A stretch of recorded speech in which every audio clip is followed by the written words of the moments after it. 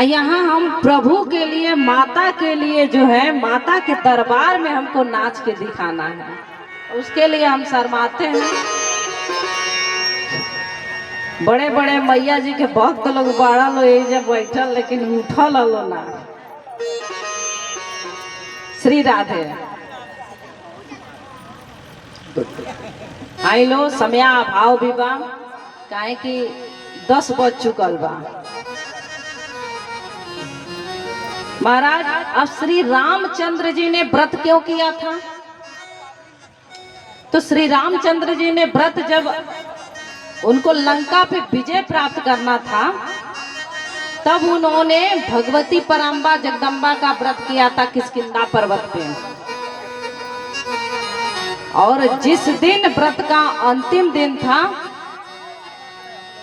उसी दिन रावण का वध हुआ था।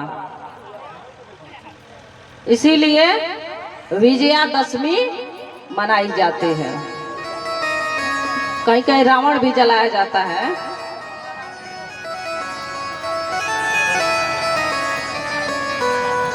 कहते हैं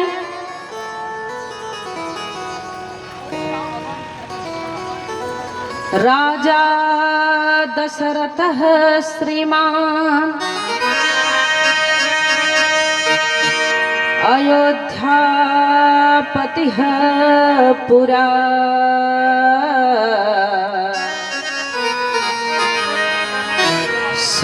सूर्यवंश धरश्चासी,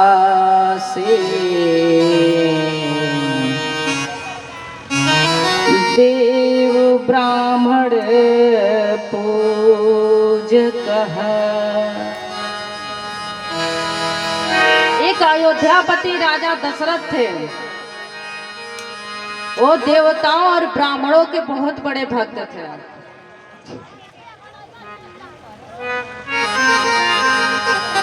महाराज, उन्हीं के यहाँ श्री रामचंद्र जी का अवतार हुआ था। देखिए, भगवान भाव से आते हैं। भाव नहीं है तो नहीं आएंगे, भाव है तो भगवान ना विरागी के घर आए। कहते हैं कि त्याग ने न पाया जिसे, त्याग ने न पाया जिसे, याग ने न पाया जिसे, योग याग साधना में समय गंवाया है। होकर प्रवासी बनवासी या उदासी बन, ब्रह्म को विरक्त ने गृहस्थ घर पाया है।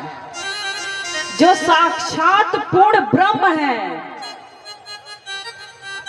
उनको विरक्त, विरक्त कौन? विश्वामित्र जी जब आते हैं भगवान के को लेने के लिए, तो वो सोच में पड़ जाते हैं उनको देख के, कि जो साधना में समय व्यतीत करता है, जो विरागी है, जो निरंतर इनका ध्यान करता है प्रभु, उसका जन्म बीत जाता है, प्रभु को नहीं पा पाता है।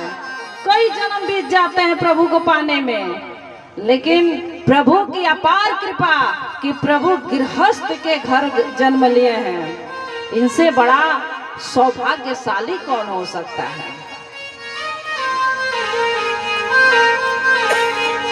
राजा दशरथ के यहाँ 4 पुत्र, राम, लक्ष्मण, भरत और शत्रुघ्न।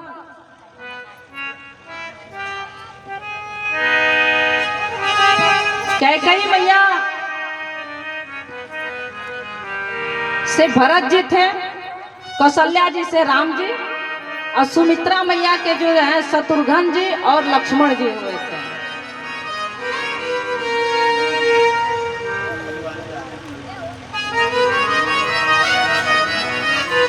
महाराज, ये चारों भाई धीरे धीरे क्रमशः बढ़ने लगे। 15-16 साल के अवस्था में आए तो इनके घर विश्वामित्र जी आए, और विश्वामित्र जी आए तो दशरथ जी से कहे कि आप अपने पुत्र को, राम को मुझे दे दीजिए। क्यों? क्योंकि मैं यज्ञ इत्यादि कर रहा हूँ, तो कुछ जो है राक्षस जो है उस यज्ञ में विघ्न डाल रहे हैं, इसलिए मैं आपके पुत्र को ले जाना चाहता हूँ कि मेरे यज्ञ की रक्षा हो सके। राजा दशरथ को बड़ा दुख होता है, क्योंकि कभी वो अपने आंख के ओझल श्री रामचंद्र जी को नहीं किए। कहते हैं मुनिवर ये क्या आप कह रहे हैं, मेरे बस की बात नहीं है कि मैं राम को दे सकता हूँ।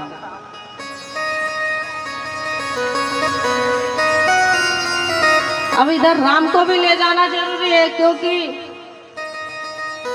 विधि का विधान कुछ और बन रहा है। राम जी जाएंगे नहीं तो पूरा नहीं होगा। तो कुल पुरोहित वशिष्ठ मुनि जो है दशरथ जी को समझाते हैं, कहते हैं ये बताइए क्या आपको बहू की आवश्यकता नहीं है? तो इनका पुत्र मोह जो है, राम के प्रति जो इनका प्रेम था, वो तो 2 क्षण के लिए बहू के लिए भी तैयार नहीं हुआ वो प्रेम। लेकिन है तो पिता ना, हर पिता की ये इच्छा होती है कि हमारे पुत्र का विवाह हो और हमारे पुत्र से पुत्र हो, पौत्र हो, हम नाती नतकुर से संपन्न हो जाए। हर पिता की ये इच्छा होती है। लेकिन जब ये बात सोच रहे हैं कि नहीं पुत्र हमारा चला जाएगा इनके साथ, तो मैं कैसे रहूंगा राम के बगैर, तो वो ये सोच के चुप हो गए।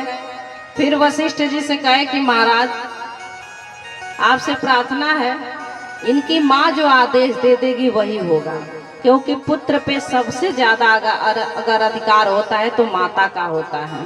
पिता से ज्यादा अधिकार माता का होता है। कौशल्या तीनों मैया लोग बुलाई जाती हैं। वशिष्ठ मुनि कहते हैं कि बताइए बहू चाहिए, तो बहू से भले पटे ना पटे, तब उनको बनता था, लेकिन आज की माताओं को न बने वो अलग बात है। पटे ना पटे लेकिन बहू के लिए हर माता तैयार रहती है कि नहीं? सब लोग तैयार रहते हैं कि हाँ बहू देखने जाएंगे, बहू हमारे घर आए। और बहू आ जाती है तो फिर राम जब तक दूर रहते हैं बड़े अच्छे लगते हैं, पास में आ जाते हैं, वही वाली दशा है। महाराज तीनों मैया तैयार होती हैं, और जब तीनों मैया तैयार होती हैं तो विश्वामित्र जी को यह अनुमति मिल जाता है कि राम जी को ले जा सकते हैं। लेकिन राम जी के साथ लक्ष्मण जी भी कहते हैं हम भी जाएंगे, हम भैया के बगैर नहीं रहेंगे। तो राजा दशरथ जो है राम जी के साथ लक्ष्मण जी को भी भेज देते हैं। भगवान लेके जाते हैं, भगवान विश्वामित्र जी श्री रामचंद्र जी को और लक्ष्मण जी को लेके जाते हैं, अपने आगे आगे चलते हैं, पीछे पीछे दोनों भैया लोग चलते हैं। प्रभु आगे जाते हैं तो ताड़का मिलती है, उसका वध करते हैं। समय अभाव इसीलिए कथा हम जल्दी से बस खींच रहे हैं। आप लोगों ने श्रवण किया ही होगा रामायण और रामचरितमानस। प्रेम से बोलिए श्री रामचंद्र जी की जय। प्रभु जो है ताड़का को मारते हैं, सुबाहु को मारते हैं और मारीच को भी मारते हैं, लेकिन मारीच मरता नहीं है, वो बच जाता है।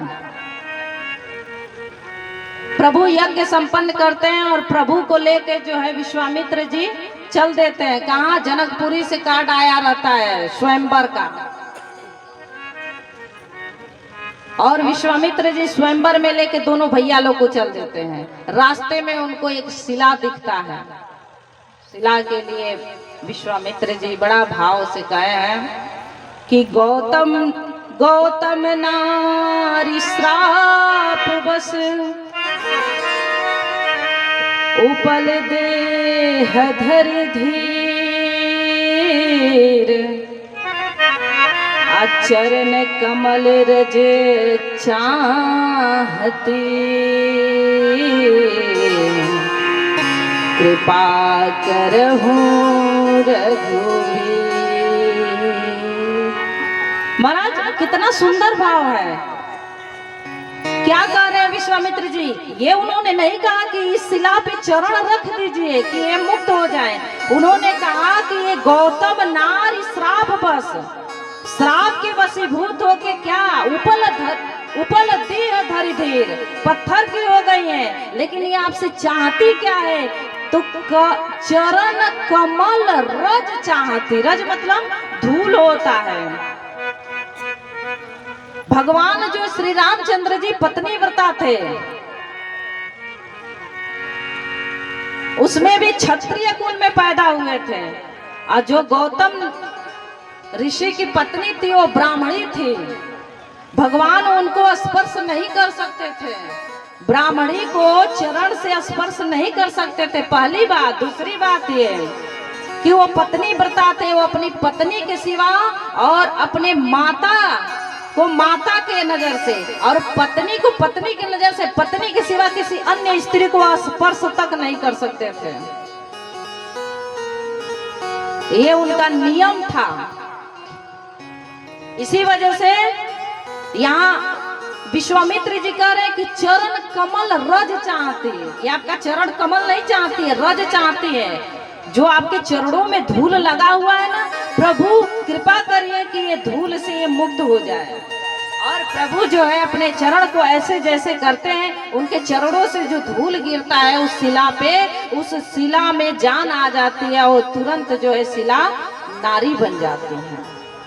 कभी कभी ऋषि महात्मा मुनियों का श्राप भी कल्याण के लिए होता है। वहाँ गौतम जी की पत्नी कह रही है कि मेरे पति की अपार मुझ पे कृपा हुआ, आज अगर उन्होंने श्राप मुझे नहीं दिया होता तो साक्षात ब्रह्म का मुझे दर्शन नहीं होता। जिसके लिए लोग सदियों सदियों तक तप करते हैं, कई युगों तक तप करते हैं, तब जाके उनका दर्शन प्राप्त होता है। अब मैं बिना तपस्या का श्राप से पा गई। कभी कभी ऋषियों का श्राप भी आशीर्वाद बन जाता है। महाराज वो जैसे मुक्त हुई, उनको जो है अपने पति का धाम मिल गया, वो अपने पति के धाम को चली गई। विश्वामित्र जी जो है रामचंद्र जी को और लक्ष्मण जी को लेके आते हैं जनकपुरी को। अब जनकपुरी में उनको सब लोग देखते हैं, इतने सुंदर रहते हैं कि उनके ऊपर से किसी की निगाहें नहीं हटती हैं। यहाँ तक कि राजा जनक जी, बड़ा सुंदर भाव है चौपाई का। आइए हमारे साथ आप लोग भी गुनगुनाइए, क्योंकि रामचरितमानस आप सब लोग श्रवण किए हैं, पढ़े हैं, सुने हैं, दोनों किए हैं। कर रहे हैं हो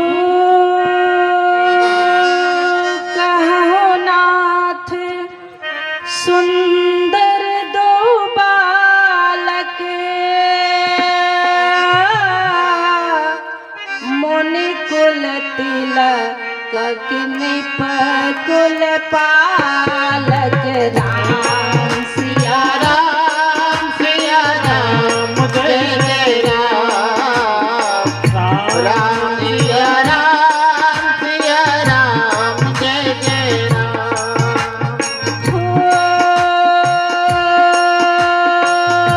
ब्रह्म जो निगम नीति कही गावा,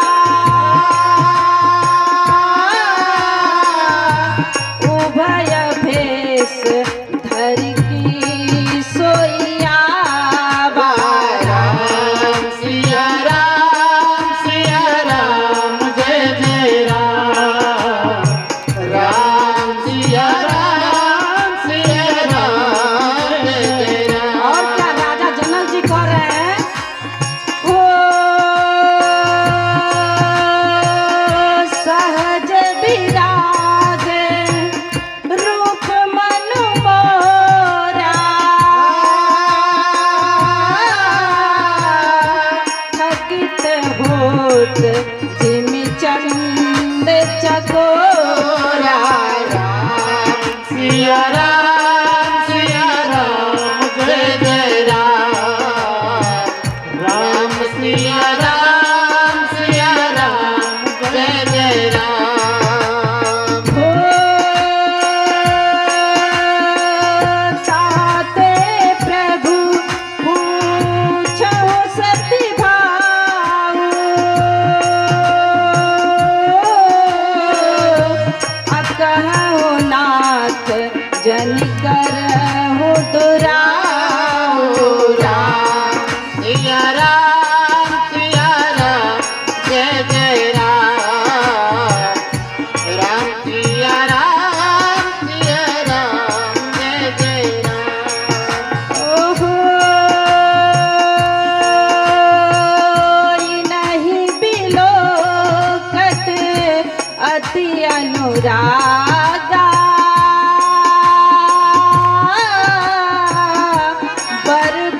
ब्रह्म सुख ही मन त्यागा। राम सिया राम जय जय राम। राम सिया राम जय जय राम। हो कहा मुनि बिहसी कहे होनी पुनीका। बचन न तुम्हारो न होई अलीका। राम सिया राम जय जय राम। राम सिया राम जय जय राम। हो ये प्रिय सबहि जहाँ लगी प्राणी। मन मुद गाहि राम सुनु बानी। राम सिया राम जय जय राम। राम सिया राम जय जय राम। हो रघुकुल मणि दशरथ के जाए। मम हित लागी नरेश पठाए। राम सिया राम जय जय राम। राम सिया राम जय जय राम। राम सिया राम जय जय राम। राम सिया राम जय जय राम। महाराज जैसे जनकपुरी में जनक राजा जब देखते हैं उनको पूछते हैं कहो नाथ सुंदर दो बालक। मुनि कुल तिलक तिलक निप कुल घालक। बालक मतलब ये किसी ऋषि के पुत्र हैं कि किसी राजा के कुमार हैं। इतने सुंदर हैं कि इनको देखने से जो है आंखें पलके तक नहीं झुक रही है। जैसे लग रहा है कि देखते ही रहे इनको। कि प्रभु वो है जिसको ब्रह्म जो निगम नेति कहि गावा। उभय भेष धरी की सोयावा। स्वयं कहीं वो ब्रह्म तो नहीं है जो यहाँ साकार रूप में आ गए हैं। क्योंकि जो मेरा हृदय है ना प्रभु, मेरा हृदय क्या कर रहा है? सहज विराग रूप मनु मोरा। मेरा जो हृदय है वो सहजता रूप सहज ही वैराग्य है। उसको जबरदस्ती वैराग्य करने की आवश्यकता नहीं थी। लेकिन आज जो है जो निरंकार प्रभु का निरंतर ज्योति स्वरूप का दर्शन करता था, ब्रह्म का दर्शन करता था, आज जो है ये मेरी आंखें जो है ये सिर्फ इन्हीं को देख रही है, इन्हीं को देख रही है, इन्हीं को देख रही है। मैं स्वयं नहीं सोच पा रहा हूँ प्रभु कि मैं जो है बाहरी दृश्य पे कभी आकर्षित नहीं होता था, लेकिन आज इनको देख के जैसे लग रहा है कि जो मेरे हृदय में ब्रह्म बैठा हुआ है वो साक्षात मेरे सामने है।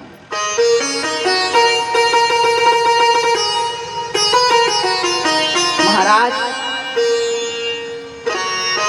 राजा जनक जी के पास हमने कल ही परसों कथा में बोला था कि सुखदेव जी ज्ञान लेने गए थे और राजा जनक जी उनको बताए थे समस्त राज्य को सुख को भोगते हुए वो विरागी हैं। वो जो जिनके घर रामचंद्र जी आए हैं वो विरागी मन आसक्त हो रहा है रामचंद्र जी को देख के। उनको पड़ा ये अपने आप को देख के वो सोच में पड़ गए। क्या कर रहे हैं कि सत्य सत्य बताइए कि आखिर ये है कौन। मुझे विश्वास नहीं हो रहा है, मुझे लग रहा है कि ये साक्षात ब्रह्म ही है। मुझे सत्य सत्य बताइए। क्योंकि इनको देखने से मेरा जो नजर है वो झुकता नहीं है, मेरा जो मन है वो भरता नहीं है। मैं चाहता हूं इनको देखता ही रहूं। जो मेरे हृदय में बैठा हुआ ब्रह्म है ना, मैं उसको भूल गया हूं। मैं इनको देखने की वजह से उसको भूल जा रहा हूं। ये चीज मुझे नहीं समझ में आ रही है। महाराज जब विश्वामित्र जी उनकी बात सुनते हैं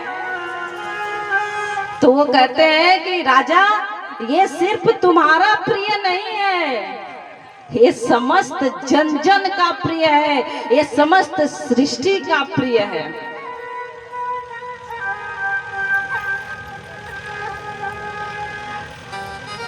जितने जीव जंतु है ना, जो दिखाई दे रहे हैं नहीं दिखाई दे रहे हैं, ये सबके हृदय में वास करने वाला, ये सबका प्रिय है। जैसे भगवान विश्वामित्र जी के शब्दों को सुनते हैं तो मुस्कुराते हैं, तो मन मुस्कान राम सुनी बानी। राम जी जब उनके वचन को सुनते हैं तो मुस्कुराते हैं कि प्रभु बस करिए, वेद ना खोलिए, वेद खोलेंगे तो दिक्कत हो जाएगा। तब विश्वामित्र जी है अपने शब्दों को बदल देते हैं, कहते हैं कि ये रघुकुल के दीपक राजा दशरथ के ये पुत्र हैं। हमारा परिचय होता है, बड़ा प्रेम से रहते हैं, गुरु जी की सेवा करते हैं। गुरु जी जो है उनको पुष्प चुनने के लिए पुष्प वाटिका में भेजते हैं। वहां सीता मैया से जो है राजा रामचंद्र जी से मुलाकात होती है, मतलब दूरी दूरी से बस आंखों से बात होती है। एक दूसरे को जब वो देखते हैं तो वो बैकुंठ धाम याद आता है। कब के बिछड़े हुए हम आज कहाँ आके मिले।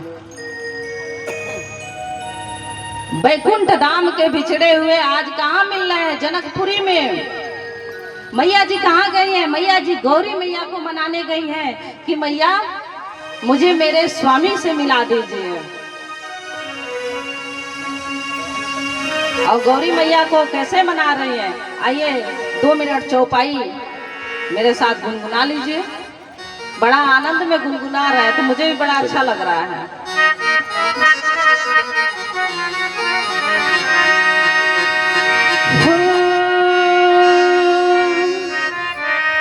जय जय गिरिवर राज किशोरी, जय जय गिरिवर राज किशोरी, जय महेश मुख चंद चकोरी। राम सिया राम जय जय राम, राम सिया राम जय जय राम। ताली बजाइए आप लोग, ताली तो कम से कम बजाइए। जय गजबदन खजानन माता,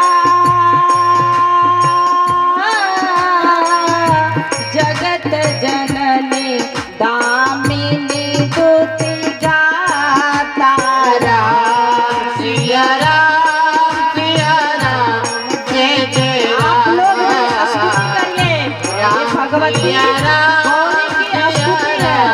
जय जय राम। जिस कन्या का विवाह न होता हो, वो कन्या अगर इस स्तुति का पाठ करे तो उसका शीघ्र विवाह होगा।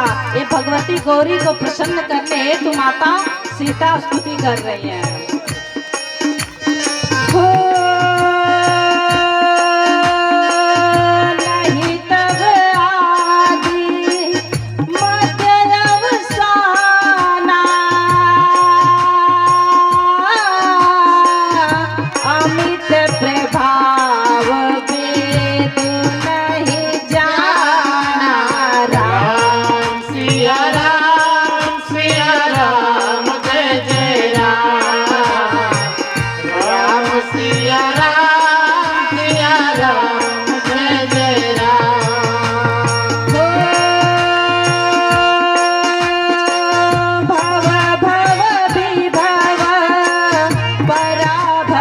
कारिणी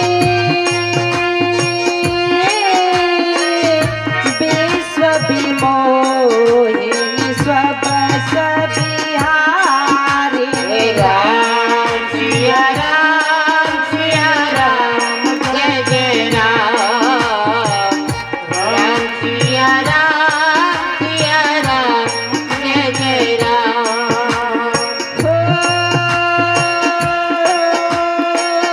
सेवक तो ही सुलभ फलचारी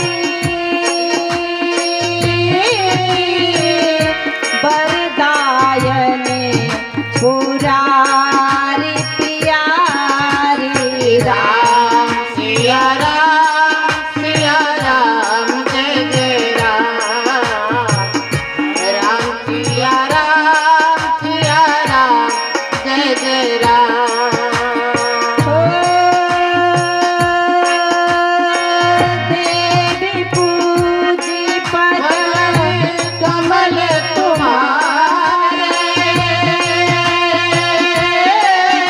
सुर नर मुनि सब मोहि सुखाए राम सिया राम जय जय राम सिया राम जय जय राम हो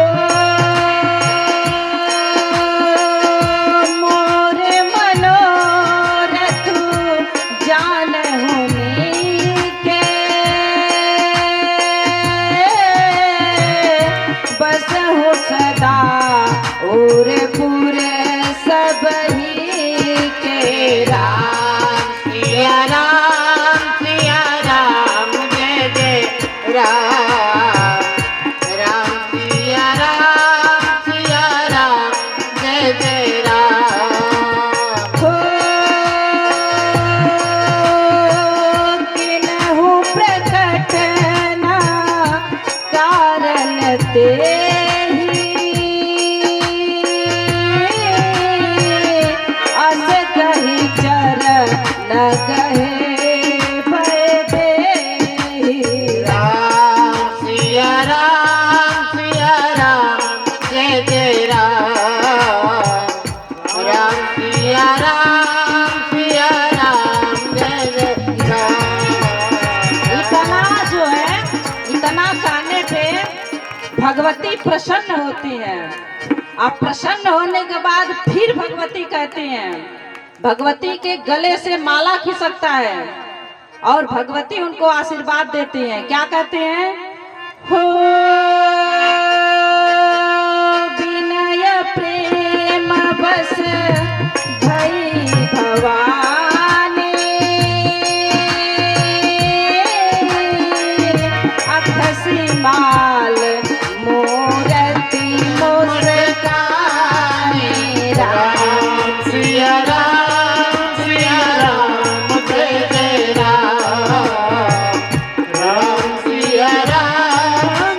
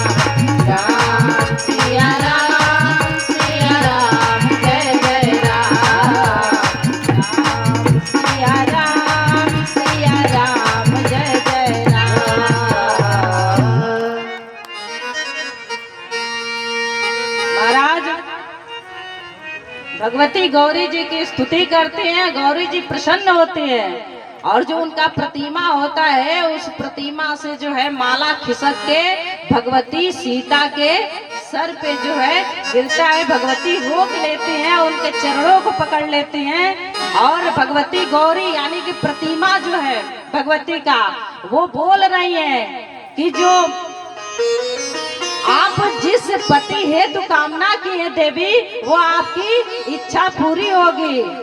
नारद जी का वचन कभी मिथ्या नहीं जाता है। नारद जिसका वाणी कभी रद्द न हो उसे नारद कहते हैं। नारद का मतलब ही ना भाई जैसे काशी जगह कभी कभी लोग नारद कह देना, तो ऐसा कोनो बात ना है। नारद का शुद्ध अर्थ हुआ कि जिसकी वाणी कभी रद्द ही न हो उसे नारद कहते हैं। अमोघ हो जिसकी वाणी, तो नारद भगवान ने अगर कह दिया है तो तुम्हारी इच्छा जरूर पूरी होगी। अब वही करुणा निधान श्री रामचंद्र जी तुम्हें मिलेंगे। माँ गौरी का आदेश सुन के जो है भगवती सीता घर आती हैं। इधर स्वयंवर होता है, स्वयंवर में भगवान रामचंद्र जी जो है धनुष को तोड़ते हैं और सीता मैया से विवाह होता है और सीता मैया से विवाह करके जो अयोध्यापुरी को आते हैं। अयोध्यापुरी में कुछ दिन रहते हैं, उसके बाद से जो है वनवास होता है और वनवास में जब श्री रामचंद्र जी जाते हैं तो वहीं किष्किंधा पर्वत पे जो है 6 मास रुके रहते हैं। तो वहीं बहुत चिंतित रहते हैं। उसी समय नारद भगवान आते हैं तो कहते हैं कि प्रभु आप स्वयं ब्रह्म हैं और आप इतने चिंतित हैं। तो कहते हैं कि हम ब्रह्म हैं ठीक है, लेकिन अभी रावण से युद्ध करना है, इसके लिए कोई उपाय? तो कहते हैं एक उपाय है, हम सबको शक्ति देने वाली भगवती शक्ति है उनकी आराधना कीजिए।